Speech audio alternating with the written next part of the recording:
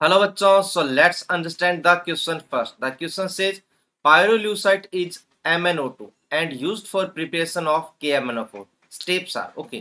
So हमसे इस question में ये पूछा गया है कि पायरोल्यूसाइट ओर से KMnO4 का फॉर्मेशन कैसे करना है। ठीक है, चलिए स्टार्ट करते हैं। जो स्टेप 1 है उसमें क्या लिया जाता है, सबसे पहले पायरोल्यूसाइट ओर। ओके, MnO2 क्या है यहाँ पर, पायरोल्यूसाइट ओर। अब इसको चेंज करना है KMnO4, लेकिन पहली स्टेप में ये चेंज होता है किसमें, ध्यान दीजिएगा, K2MnO4 है ना। हमें पहले चेंज करना होता है किसमें, K2MnO4। अब देखिए आप, K2MnO4 में चेंज करना है तो पोटेशियम की रिक्वायरमेंट होगी, और यहाँ पर क्या हो रहा है, एक सोल्ट बन रहा है। देखिए सोल्ट का मतलब होता है जैसे ये कुछ है, इसके साथ पोटेशियम जुड़ा है, तो पोटेशियम की नेचर क्या होता है, बेसिक नेचर होती है ना। KOH अगर मैं लेता हूं तो बेसिक नेचर है, तो इसकी नेचर क्या होती है, एसिडिक। एक्चुअल में MnO2 एसिडिक नहीं है, ये क्या होता है, एम्फोटेरिक नेचर। कौन सी नेचर होती है इसकी, एम्फोटेरिक नेचर। लेकिन यहां पर इसकी जो रिएक्शन है हम करवाएंगे किसके साथ, KOH। Since KOH is base, तो बेस रिएक्शन करेगा एसिड के साथ, तो यहाँ पर इसकी एसिडिक नेचर ली जाती है। ठीक है, तो KOH पक्का लेना है ताकि यहाँ पर K2 के साथ रिएक्शन हो सके। लेकिन देखिए डायरेक्ट एसिड बेस की रिएक्शन हो जाएगी तो ये बना लेगा क्या, फॉर्मेशन डायरेक्ट हो जाएगा। लेकिन साथ ही साथ हमें क्या चाहिए होता है, ऑक्सीडाइजिंग एजेंट की भी रिक्वायरमेंट होती है। क्या, ऑक्सीडाइजिंग एजेंट। तो यहाँ पर हम HA ऑक्सीडाइजिंग एजेंट किसे लेते हैं, ऑक्सीजन को लेते हैं, या फिर KNO3 को लेते हैं। किसे, KNO3।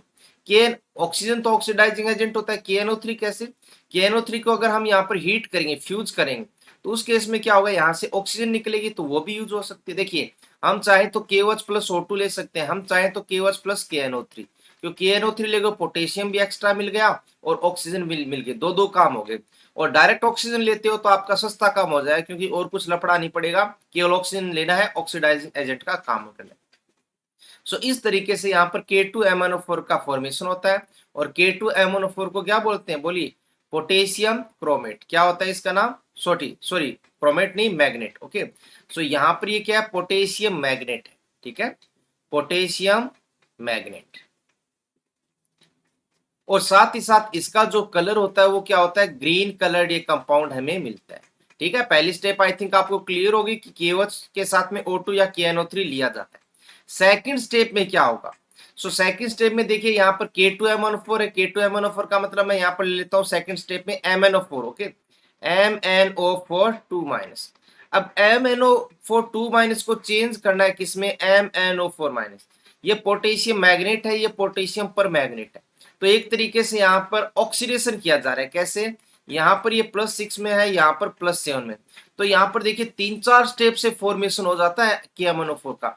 आप CO2 ले सकते हो, आप एसिडिक मीडियम ले सकते हो, आप Cl2 ले सकते हो, अगर आपको इलेक्ट्रोलिटिक ऑक्सीडेशन करना है तो वो भी कर सकते हो। तो यहाँ पर देखिए ऑक्सीडेशन हो रहा है, मतलब ये रिएक्शन होगी एनोड पर, और एक तरीके से ये क्या हो गया, इलेक्ट्रोलाइटिक, क्या हुआ, इलेक्ट्रोलाइटिक ऑक्सीडेशन। ठीक है, तो ये हो गया इलेक्ट्रोलाइटिक ऑक्सीडेशन। तो यहाँ पर इसका +6 से +7 में ऑक्सीडेशन हो गया और ये हमें प्रोडक्ट मिल गया। तो अब चलिए बात करते हैं ऑप्शंस की। पहला ऑप्शन है fuse with KOH air electrolytic oxidation. देखिए KOH और एयर का मतलब O2 है, इसके साथ किया है, फिर इलेक्ट्रोलिटिक ऑक्सीडेशन किया है। पहला स्टेटमेंट सही है। Option number B, fuse with KOH KNO3, ये KOH आ गया, ये KNO3, ये भी ठीक हो गया। फ्यूज विद HNO3 एयर, नहीं ये नहीं होगा, क्योंकि HNO3 और एयर से हमें पोटेशियम तो मिल ही नहीं रहा है, मतलब ये गलत हो गया। और डी ऑप्शन तो बोला कि पानी में मिला दो, dissolve in oxidation, H2 and oxidation, नहीं, इससे कहां से आप पोटेशियम लेके आओगे भाई, है ना, तो ये गलत हो जाएगा। इसका मतलब right answer is option number A and B। So hope you understand the concept well, best of luck.